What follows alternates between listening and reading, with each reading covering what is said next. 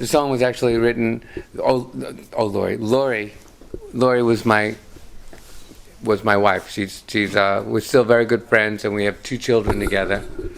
But I was very much in love with her when I wrote that song.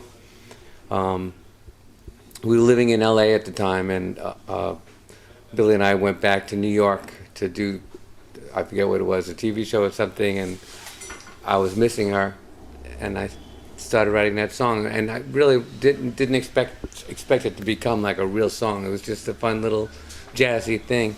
And when we recorded our first album, Bones Howe loved the song. He said, "Oh, we got to do, oh, Lori," and we even hired the LA Express to back us up on it. But it's a true love song written for a girl that I later married and had 2 beautiful kids with.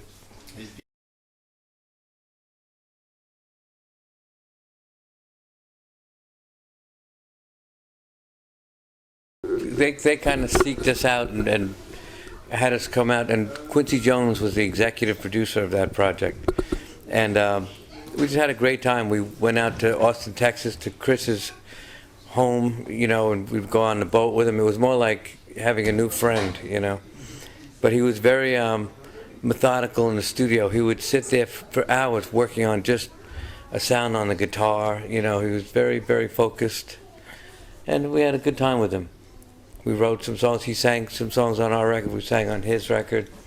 I wrote songs for we wrote a song for one of his albums, We started the record in Austin, Texas, where Christopher was living at the time, and then we finished it in L.A. The interesting thing, to give you a little story about Christopher Cross, we were there like kind of when he started to make the money, because he had just got all these Grammys for his music and everything, and he started getting the money, and he was buying these racing cars from Italy. The BMW M1. The M1, and he couldn't decide what color he liked better, the orange one or the white one with the blue stripes. So he bought them both. Stuff like that, which was, fun to see it. He's, buying boats, and he offered to buy me a Ferrari one day, but he didn't really do it. But Christopher Cross he's a great musician himself, but he also he made sure that we had Lukather playing guitar on one track, and Ernie Watts, and he got a lot of great talent involved in the record.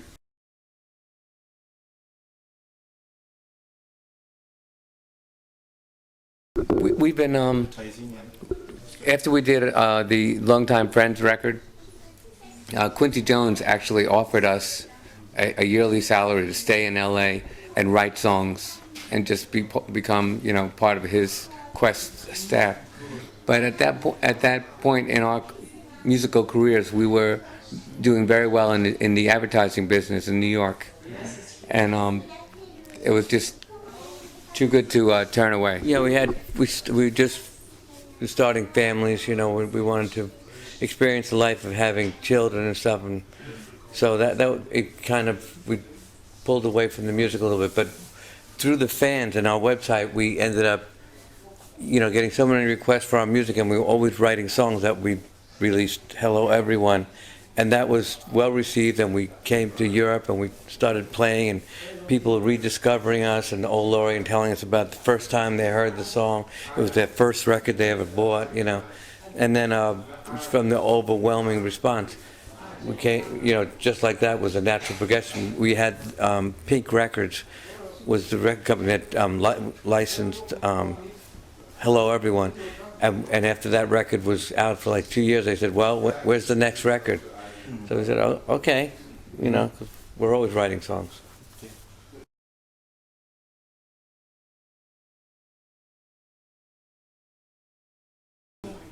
It seems like the music that from the era that we were in is becoming popular again.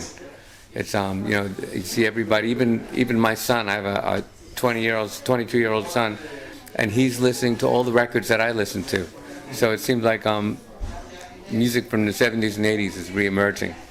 But there also is, I also think that the music scene is so versatile now. We played a place called B.B. King's on 42nd Street, and in the afternoon they had a Beatle revival group.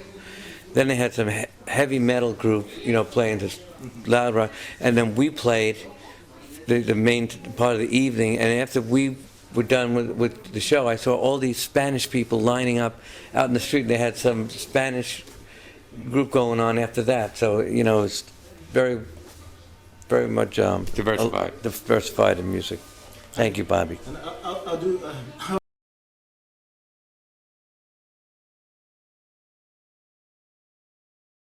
Do jingles, yes. We only do the ones we want to.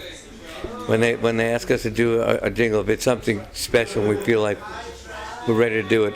They just we got an email for someone that had a jingle that they wanted us to write, and we said, sorry, we're on tour for a month in Europe, and they said, we'll wait till you get back, which is nice.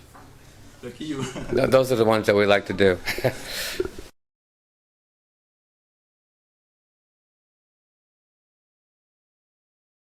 Well, it brings us close to the people that love our music, and we really, sometimes you're playing a song, and after the first few words, all of a sudden people start applauding, or you see people singing along at different parts, and you see their mouths, and it's very touching, because you feel like, I wrote that song in my basement, and to think that people around the world can know every word. It's very flattering. One thing that we've noticed, through our own website, we've reached all of our fans. We have fans all over the world. It amazes us how they still remember us, still care about our music. I mean, that's an amazing thing. We're finishing up a tour, and we've had people fly from Scotland. We heard today that there's people that flew up from Italy to see our show tomorrow night. I know there's somebody from London coming in, and they come from Germany, they come from all over to see us. And France is very big. I know we have people come from south of France. Is it your first time in Paris? This is not our first time in Paris, but this is our first time performing in Paris. Okay.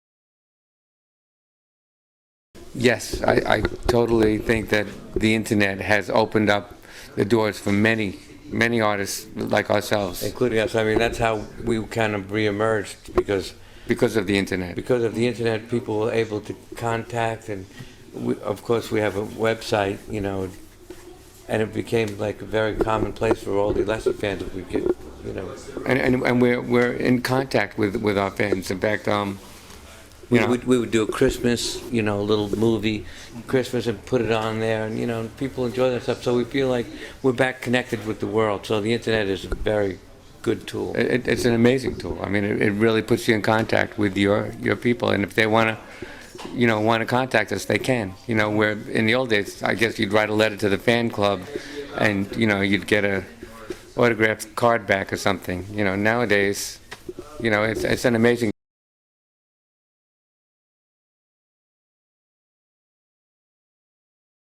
Well, it's bad on the one hand, but on the other hand, you have iTunes. Our songs are also on iTunes and other sites similar to that, where you pay 99 cents or whatever.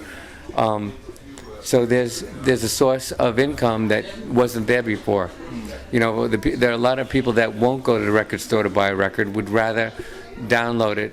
And sure, you can steal it. I've seen it on sites, I don't want to mention any names, but sites where I've gone on where my daughter says, oh, Dad, look, I can get your music for free.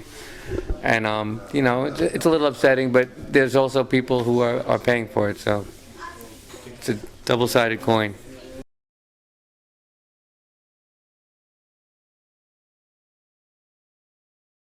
Billy and I also have a band back in the States that before we started doing the Alessi records, we had a band called Barnaby By, and we did 2 albums on Atlantic Records, and we just we're almost completed with an album. A new album with them, and we're doing some shows in the States with them. 3 weeks we're doing the first show of a set of shows over the summer. Okay. With a new record. Yes, thank you.